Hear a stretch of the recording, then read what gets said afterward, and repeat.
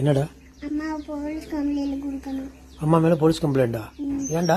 என்னோட சின்ன மீனோட தலையை வெட்டிட்டாங்க. வெட்டிட்டாங்களா? அது பாவம் தானே, செத்து போயிருந்தானே. செத்து போச்சா அது? செத்து போயிடுச்சு. இப்போ அது எங்க? அம்மா சமைச்சு எல்லாரும் சாப்பிட்டாங்க. நீங்க? நானும் சாப்பிட்டேன். நீங்களும் சாப்பிட்டீங்களா?